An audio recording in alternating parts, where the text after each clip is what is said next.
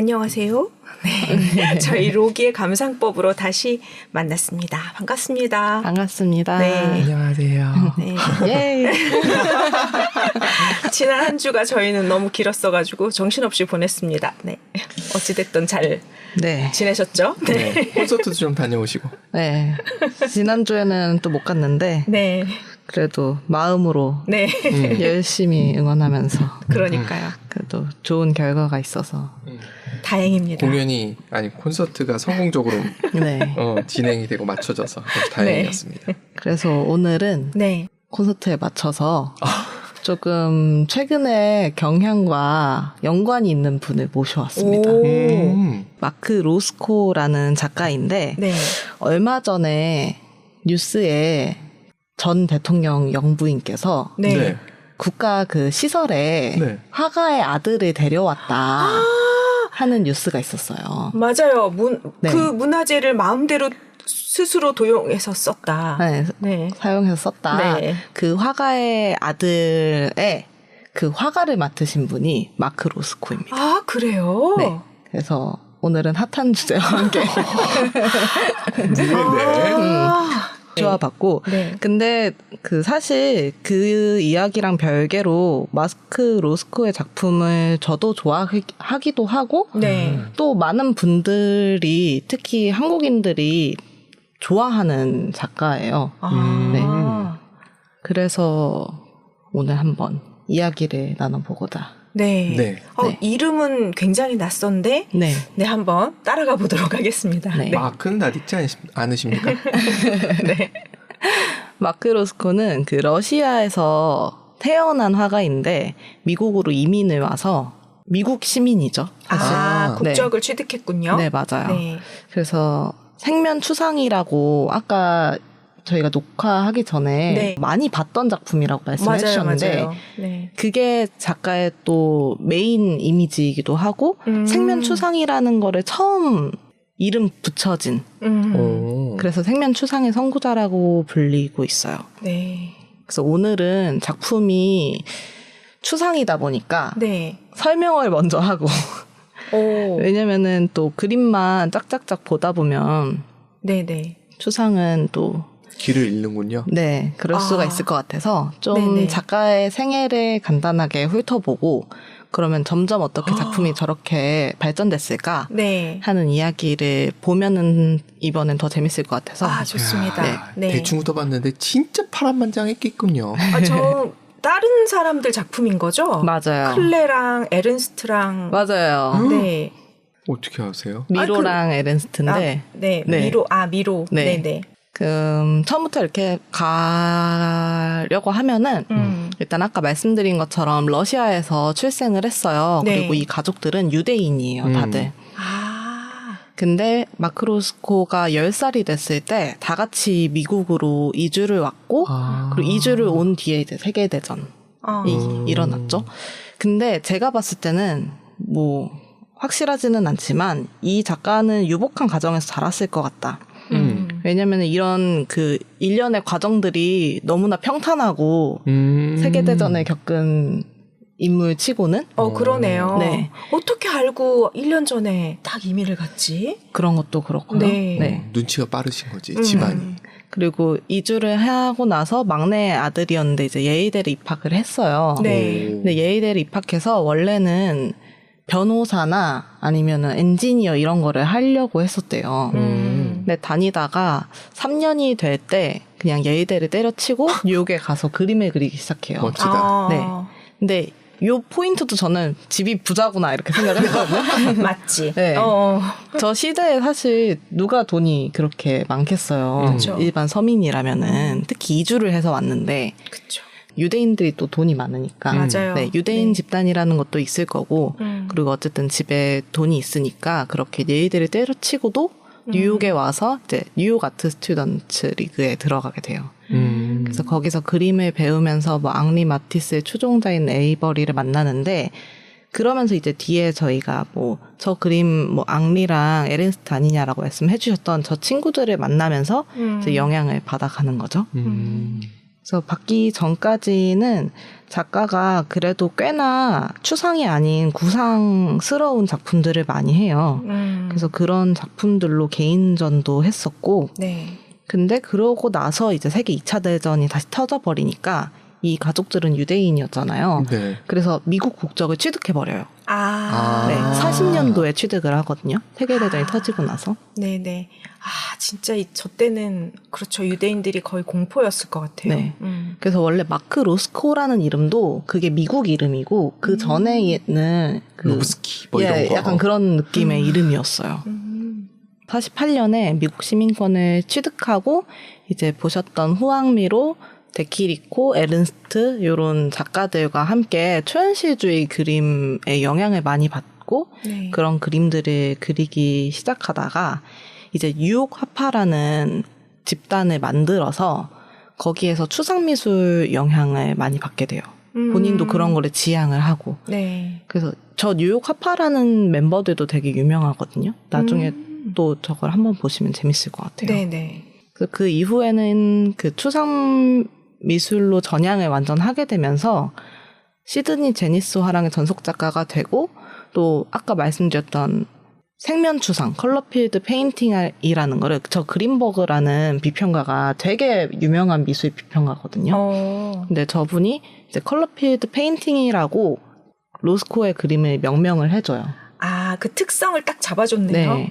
그래서 그 이후에 저 컬러필드 페인팅의 대명사로 그래서 엄청 유명해지는데 이건 또 다른 얘기지만 작가는 오히려 본인의 그림이 저런 식으로 유명해지는 거를 되게 거부했다고 해요. 왜냐면은 보셨던 것처럼 생면으로 이제 작품이 가득 차 있는데 그림이 이제 소장을 하고 그런 사람들의 입장에서는 약간 그냥 아름다움으로만 치부된다는 거예요. 근데 작가는 그런 의미로 만든 그림은 아니었어가지고 네. 오히려 이제 유명해질수록 더 저기 제가 메모를 해놨는데 네. 오히려 자신의 미술적인 진보가 막다른 골목에 다다르지 않았는지 두려워했다. 아. 네. 그 이후에는 조금 안타깝게도 작가가 담배도 많이 하고 술도 많이 하는 나쁜 짓을 많이 하는 스타일이셨어가지고 네. 안 그래도 본인은 조금 이제 다크한 그런 마음을 가지고 있는데 네네. 68년에 심장병 진단을 받고 그 다음 해에 이혼을 하고 둘째 부인이거든요. 네. 두 번째 부인과 이혼을 하고 그리고 70년도에는 자살로 이제 생을 마감해요. 또 올해는 사셨네. 네, 적당히는 사셨는데 네. 마지막에 말년이. 이제 그러네. 네. 그러니까 그 유명해지는 것보다 자신 내면에 있는 여러 가지 감정이 더 복잡하고 힘들어졌네요. 맞아요. 야, 더덕님이 딱 네. 공감할 수 있는 캐릭터예요. 그러네요. 네. 이제 또 하면서 나머지는 말씀을 한번 드려볼게요. 네. 네. 다음 페이지를 보여드리면 이제 초기부터 볼게요. 네. 지금 보여드리는 게 초기 작품인데 초기에는 이제 스트리트나 아니면 지하철 작품을 많이 그렸어요. 생활 밀착된 네, 맞아요. 그림이었네요. 네. 그래서 아무래도 이제 미국으로 이주를 한 사람이니까 미국 풍경들을 그렸는데 네. 뒤에 그림들을 보시면은 이제 전에 그림을 봤을 때, 오, 진짜 이 풍경이 진짜 특이하다라고 여겨지는 게, 그 풍경을 풍경답게 묘사하진 않았어요, 이 그림들이. 지금 이것도 사람이 아니라 인형 같기도 하고. 네. 네. 그리고 뭔가 이제 풍경을 그린다고 하면 보통은 원근을 가깝고 이제 멀리 있는 물체들을 묘사하기 마련인데, 뭐 요것도 묘사가 안 되어 있다고 말할 수는 없지만 특히 좌측 하단의 작품 같은 거는 그냥 화면에 분할해 놓은 것처럼 보이거든요. 네네. 저런 형태들이 작가가 원래도 저렇게 면을 분할하고 그리는 것에 애초부터 흥미가 있었다라는 게 보여서 재미있었어요. 초기 작품들도. 네네. 질문 있습니다. 네. 저렇게 똑바른 선은 자대우거예요? 아니요. 그냥 긋습니다. 와, 대단한데? 자대고 긋는 분들도 계시긴 하겠죠? 네, 있을 거는 같아서. 지금 위에 지하철 역사 같은 느낌인데 네. 거기에 뭐라 그러나 난간? 네네. 같은 거를 얇게 이렇게 그려놓으셨는데 네. 저것도 참 정교하게 그리셨다라는 생각도 들고 면분할이라고 얘기하니까 좀 이해는 되네요. 네. 극명한 명암 그런 게 진짜 있네요. 네. 풍경을 그리는 분들이 이제 네. 특히 이런 도시 풍경을 그릴 때는 네. 건물 묘사나 아니면 사람들을 되게 정확한 비례로 그리기 마련인데 말씀하셨던 것처럼 좀 네. 인형같이 보이기도 하고 네. 건물들 같은 경우에도 저 오른쪽에 있는 작품들은 어떤 건물이 어디에 있는 건지 모호할 정도로 그 건물들끼리의 경계가 되게 모호하잖아요. 네네네. 네, 그런 것들이 이제 또 색으로만 분할이 되어 있고 그 포인트가 재밌었어요. 초기 작품을 볼 때. 저는 초기 작품은 처음 봤거든요.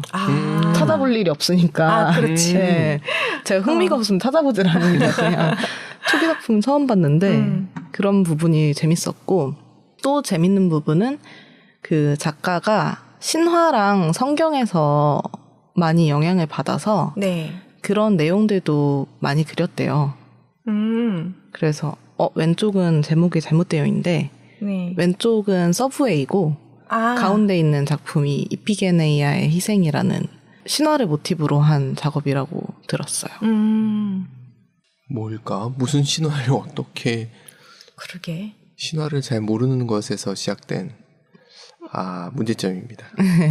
근데 작가가 신화도 좋아하고 성경도 좋아했기 때문에 요거 말고도 성경을 기반으로 한 작품들도 있고 지하철역을 기다리는 사람들 같은 느낌인데 근데 저도 그렇거든요. 저도 좀 특이하네요, 정말. 네, 좌측은 서브웨이의 작품이고 중간은 약간 동화책에 있을 법한 색감? 네. 네. 그냥 언뜻 보면 되게 귀여워 보이는데 어떤 신화를 담고 있을지도 좀 궁금하고 희생이니까 뭔가 저 안에 불행의 요소가 뭐 있을 것 같기도 하고 한데 색감은 너무 산뜻해가지고 그런 것도 아이러니고 색감 굉장히 다양하다. 오른쪽에 언타이틀드인 것도 맞아요. 완전 다른 색감이고 색감에 굉장히 탁월한 뭔가 눈을 가진 분인가 봐요. 네. 그리고 작가가 선호하는 좀 색감이 있기도 하고 네. 작가가 선호하는 색감이 약간 어두운 레드랑 어두운 블루 그리고 회색 그리고 가끔 가다가 노란색 이렇게가 제일 선호하는 색깔이라고 하시더라고요. 실제로 그 컬러의 작품들이 많고 네. 작가가 내면의 좀 우울함 혹은 삶의 공허함 그리고 명상 그런 거에 관해서 작품을 많이 했는데 네. 그 후에 나오는 생면추상의 경우에 그거를 왜 하게 됐을까를 유튜브를 몇 개를 봤는데 네. 거기에서 설명하기로는 작가가 미국으로 이주를 했을 때 미국의 팝아트가 이제 많이 나오던 때였는데 그때는 아무래도 그 산업에 대한 이야기를 뻔하게 재밌게 풀어내는 그런 예술들이 나왔었거든요. 네. 근데 작가가 보기에는 지금 이 세상이 웃기냐? 약간 이런 느낌으로 지금 세상이 엉망진창인데 너네 웃겨? 사는 게? 약간 이런 느낌으로 그런 역으로 그런 걸 지향하셨다고 하더라고요. 반골 기질도 있으셨군요. 네. 뭐 그게 카더라니까 맞는 건지는 모르겠지만 그 시대의 흐름에 따라서는 조금 그렇다라고 설명을 들었어요. 그러네요. 전혀 팝아트적인 어떤 요소는 없네요. 네. 상업적인 게 들어가 있는 건 없다. 네. 진짜 전쟁 시에 그렸던 그리고 전쟁 막 끝나고 나서의 그림이라고 하기에는 색감이 너무 밝은 건 있네요. 예전에 요 당시의 그림들을 몇 가지 본 적이 있었는데 어둡고 기괴한 것들이 되게 많은 그런 시대였다는 얘기를 들었던 적이 있었거든요. 네. 근데 이거는 그림이 전부 다 42년, 48년 뭐 이 정도면 한참 특히 42년은 미국이 최악이었던 시기인데 저런 그림이 그러니까 색감은 잘해도 저 안에 담겨있는 얘기는 완전히 다를 수 있는. 근데 사실 제가 생각했을 때는 작가는 1차 세계대전 때보다는 2차 세계대전을 겪고 더 우울한 영향을 많이 받았던 것 같아요. 왜냐면 본인이 유대인이기도 그렇지, 하고 그렇지. 그때 유대인에 대한 압박을 받은 이후여가지고 그러네요. 그래서 어릴 후회 때는 못 색감들이- 몰랐을 것 같고. 맞아요. 후의 색감들이 조금 그래서 다크해요. 뒤에는 네. 앞에서 그런 것들이 점점 생면 추상으로 발전을 하면서 네. 40년대 후반에는 저희가 유명하다고 알고 있는 작품들의 초기 작품처럼 네. 면들이 이제 분할되어서 한 면 안에 나타나는 형태로 나타나기 시작해요. 원래 저런 씨앗이 있었는데 더 추상으로 가버린. 네. 그래서 이런 형태를 거쳐서 40년대 후반에는 지금 저희가 주로 보는 수평 수직으로 컬러를 나누는 작품이 등장을 하게 되죠. 자꾸 전에 애니메이션이 생각났어요. 어떤 인사이드 아웃 1에 보면 그 캐릭터들이 추상화의 그런 공간을 통과하잖아요. 꺼져 있는 줄 알고 들어갔는데 네. 추상화 스위치를 누가 켜요. 네. 그랬더니 애들이 세모가 되고 동그라미가 되고 이런 식으로 된 장면이 네네. 나와요. 약간 그런 느낌, 과정 자체가 처음에도 살짝은 약간 이렇게 딱딱딱 끊어지는 느낌을 주더니 네. 점점 심화돼가지고 맞아요. 추상화에 극에 달았다. 그래서 이때부터는 재밌는 게 이제 작가가 작품의 제목을 정하지 않기 시작해요. 그래서 이때부터는 다 숫자 혹은 색깔로 작품을 이름에 넣어요. 그래서 작품들이 다 넘버 몇 그리고 블랙 마젠타 뭐 이런 식으로 그래서 왜 작품의 제목을 정하지 않느냐 혹은 작품에 대한 설명을 하지 않느냐에 대한 답변으로 작가가 침묵이 너무나 정확하다라고 말을 했다고 하거든요. 뭐가 정확하다고? 침묵이 너무나 정확하다. 그러니까 그거를 어떤 그 사람이 느끼는 많은 것들을 언어로 구체화하기에는 이 언어가 너무 작은 거지. 언어가 다 담을 수 없는 거니까. 썸네일로는 담을 수 없다. 아, 그렇죠. 그걸 담을 수 없기 때문에 말을 안 하고 그림 속에 담겨 있는 것들을 맞아요. 알아서 보게. 우리도 썸네일 한번 그렇게 해볼까요? 그러니까 어떤 말씀하신 것처럼 어떤 언어로 이 제목을 지정했을 때 사람들은 거기 안에 갇히게 되잖아요. 그렇죠, 그렇죠. 그리고 실제로 어떤 작가들은 또 그것을 의도하기도 하고 이 작가는 오히려 한정짓기를 원하지 않기 때문에 제목을 짓지 않았던 거죠. 보여드리는 그래서 이런 작품들이 좀 작가의 생면 추상의 요즘 생면 추상의 정말 시작. 시초가 네. 됐군요. 그 우리나라 작가분 중에서도 다 같은 색으로 칠한 것 같은 그런 작품을 하는 분이 계시잖아요. 자세히 보면은 네. 그 안에 막 결 같은 게 있지만 네. 그냥 보면은 다 면이 그냥 같은 색이야. 이유한 작가님인가요? 그런 작품들이 네. 있어서 근데 그렇게 딱 봤을 때 그 작품 앞에 서면 또 무슨 울림이 있다고 하니까 그런 게 네. 정말 신기한 것 같아요. 맞아요. 저는 사실 로스코 작품을 또 정치적인 얘기를 하게 되는데 네. 하세요. 2015년도에 일이 전 있었을 대통령의 영부인께서 네. 기획을 했을 때 그 전시를 보고 처음 알게 됐어요. 제가 그때 딱 마침 학부 때였고 로스코 작품이 한국에 온다 그래서 근데 그거는 정말 센세이션한 일이었거든요. 그때 당시에. 왜요?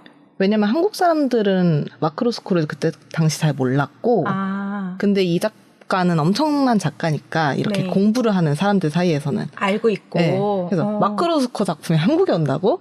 이놈의 자식들 어떻게 한 거야? 이러면서 그거를 보러 갔던 기억이 있는데 사실 작품은 정말 너무 좋았고 네. 근데 조금 그 전시의 구성이 개인 취향으로 전시의 구성이 좀 별로였거든요. 그럴 수 있지. 네.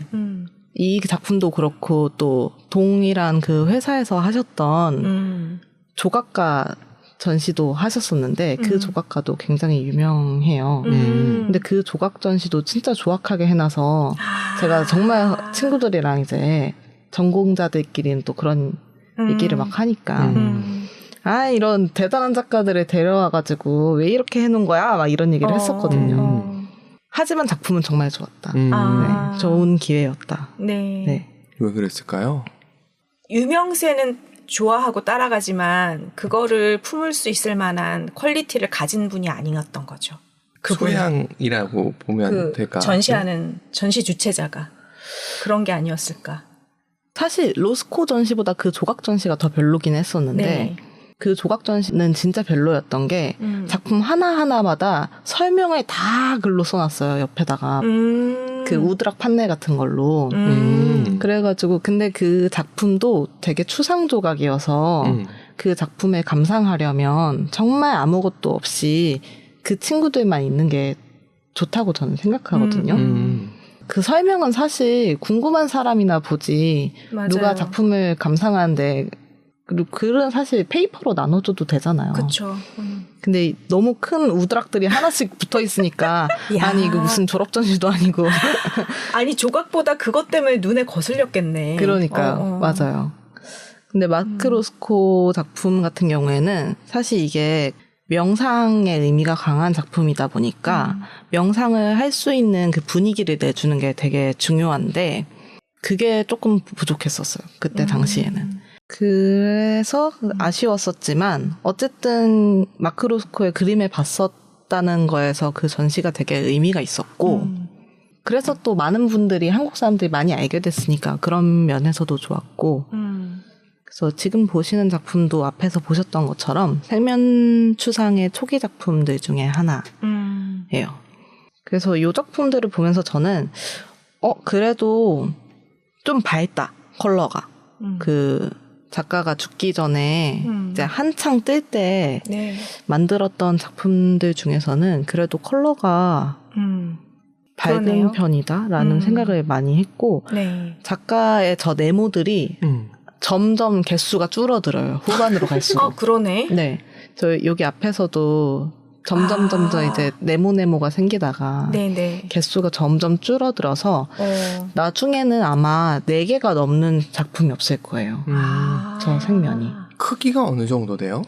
거의 다 그 규모가 적어도 100호에서 200호? 그러니까 100호면은 다 2m 정도는 와우. 되는 작품들이에요. 작은 작품들도.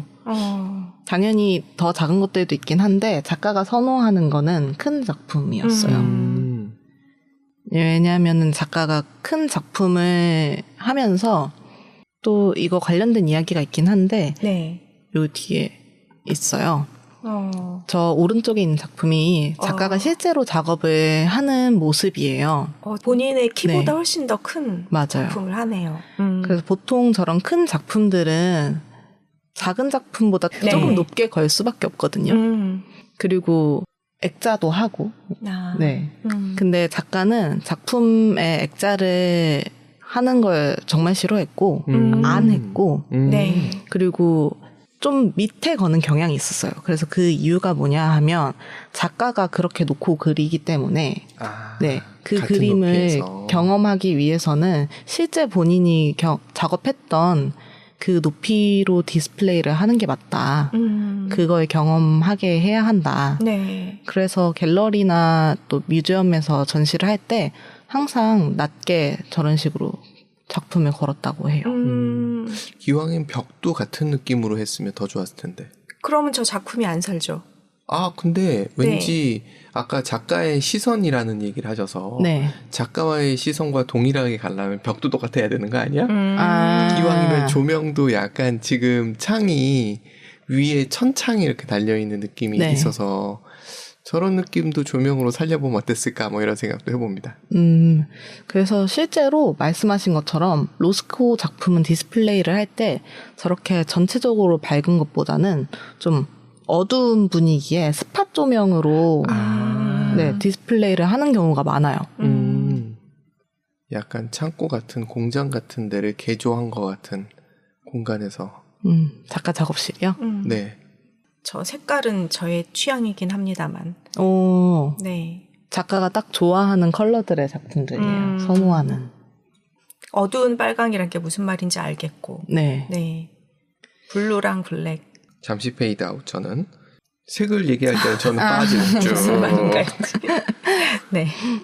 저는 그때 전시에서 봤던 작품이 약간 그 어두운 블루 컬러의 작품이었는데 그 작품이 되게 저한테는 울림이 있었어요. 그때도 블루네요?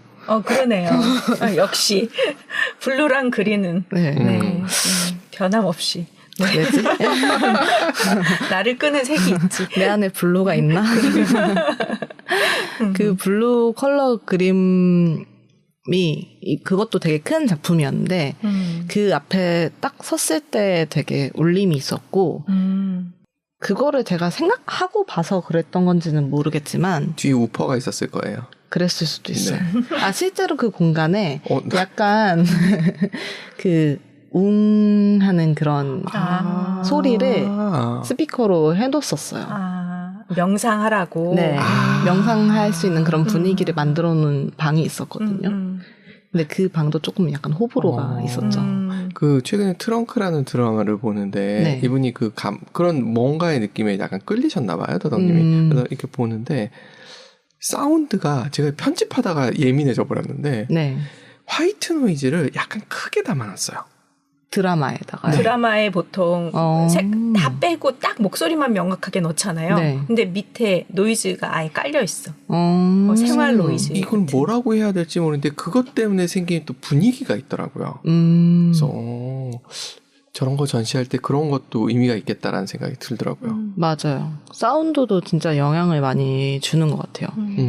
근데 또 어떤 사람들은 그 공간에다가 왜 일부러 사운드를 넣었느냐 하는 사람들도 있어서 호불호가 좀 있었어요. 그거야 뭐 공간이. 개인 취향이니까. 네. 이건 진짜 어둡다. 네. 60년도, 64년도니까 작가가 뉴욕에서 1960년도에 뉴욕 근대미술관에서 대규모로 회고전을 하거든요. 네. 네. 근데 이때가 그 아까 말씀드렸던 작가 작품이 점점점 유명해지니까 본인은 약간 자기의 미술적인 진보가 다다른 것 같다는 우울감에 빠졌을 때 그때가 이제 60년도입니다. 60년. 이 페이지 처음 보여주실 때 왜 그림 안 보여주셔? 라는 느낌이었던 거 아시죠? 자세히 보니까 좀 다르네 이렇게. 맞아요. 왼쪽엔 레드 선이 좀 있고 네. 분할된. 오른쪽은 약간 녹슨 철 같은 아니면 사실 오른쪽은 네. 블랙인데 이제 네. 블랙이다 보니까 사진이 그렇게 안 나와요. 그리고 작가의 모든 작품들은 옛날에 템페라라고 벽화하는 그런 기법처럼 기름이랑 계란이랑 섞어가지고 쌓아 올리는 방식이에요. 그래서 저 선을 그리는 것보다는 전체 면에다가 계속 쌓아 올리는 방식. 그래서 저게 남는 방식이에요. 저게 남겨진 거구나. 네. 그래서 실제로 봤을 때 그 레이어 깊이감이 울림을 주는 것 같아요. 계란 냄새 난다고요? 타는 냄새는 다행히. 오, 신기하다. 그러니까 약간의 질감을 가지고 느낌을 표현한 거네요. 맞아요. 저렇게도 표현할 수 있구나. 그래서 이때는 이런 작품들을 보여주셨고 요거는 유명한 로스코 채플이라는 곳이에요. 텍사스에 있고 작가의 작품이 16점인가 들어가 있어요. 여기에. 그래서 실제로 명상과 치유를 목적으로 건설한 곳이라고 해요. 그 요거 보면서 저기를 한번 가면 좋겠다. 그리고 요게 보고 거기가 생각났어. 그 김환기 미술관, 환기 미술관이 있어요. 부암동에. 네. 근데 거기가 저는 개인적으로 되게 명상적인 분위기를 준다고 생각하거든요. 근데 분위기가 되게 비슷해요. 진짜 신기할 것 같은. 저렇게 앉아있는 게 맞을 것 같아요. 다리 아파서도 그렇겠지만. 네. 와, 진짜 크다, 그림들은. 가서 봐야 그 질감이 느껴질 것 같아. 천창이 저렇게 있으면 저건 시각각으로 또 달라질 것 같아. 그쵸. 또 그 날씨에 따라서도 네. 달라지고. 작가 또 재밌는 얘기가 하나 있는데 네. 작가가 그래도 유명해졌잖아요. 유명해지다 보니까 그 많은 데서 요청을 받았었어요. 벽화 같은 거 뭐 그려달라 아니면 작품 커미션을 해달라. 근데 그중에 대표적인 게 58년도에 포시즌스 호텔 있잖아요. 거기 레스토랑에서 벽화를 해달라고 로스코한테 요청을 한 거예요. 그래서 작가가 그걸 받아들이고 아까 살짝 반고유 기질이 있다고 하셨잖아요. 그래가지고 내가 거기서 돈 주고 밥 먹는 돈 많은 놈들 밥맛 떨어지는 그림을 그려야지 이렇게 생각을 한 거예요. 그래서 이제 밥맛 떨어지는 색깔들을 골라가지고 작업을 하다가 하기 싫다 생각이 들어서 그냥 그 투자자들한테 저 그림은 못 그리겠습니다 이렇게 한 다음에 그리던 그 그림들을 완성을 해서 영국에 있는 미술관에 영국의 테이트에다가 보내버려요. 기증을 해버려요 그 그림을. 그래서 테이트에도 그 그림들을 명상할 수 있는 분위기의 공간에다가 디스플레이를 해놨다고 하더라고요. 유복한 거 인정. 돈에 쪼들렸으면 그렇게 못합니다. 그죠. 그런 스토리가 있더라고요. 요거는 페이스 갤러리에서 전시했던 작품들이고 기존에 했던 것보다는 조금 작은 작품들. 근데 이 작품들의 또 의미가 있는 거는 작가가 그 68년도에 암에 걸렸다고 했잖아요. 네. 그렇다 보니까 이때는 오일 페인팅을 안 하고 못 하고 이제 아크릴을 하게 돼요. 그래서 이 작품들은 다 종이 위에다가 아크릴로 한 작품들이에요. 뭐가 다른가 보죠? 전혀 모르겠어서. 전문가가 아닌 제 입장에서는 그 오일로 하는 완전 유화는 냄새가 맞아요. 좀 지독할 것 같아요. 그 기름들이 건강에 진짜 안 좋거든요. 아, 그래요? 신나로 붓을 닦아야 돼요. 신나 같은 그런 것들로. 그렇다 보니까 그래서 막 옛날에 저희가 미술 이제 대학 다닌 친구들은 이래서 화가들이 일찍 죽나 봐 막 이런 얘기 하면서 작업하거든요. 왜냐면 사실 진짜 안전 불감증들이에요, 다들. 왜냐면 그런 거에 익숙하기도 하고 막 그런 걸 일일이 안전하게 뭐 마스크 쓰고 고글 쓰고 작업하질 않으니까. 그래서 작가의 의사도 아마 유화를 그리지 말라고 권고를 했던 것 같아요. 그래서 그 이후에 했던 게 이제 아크릴인데 아크릴은 수성이거든요.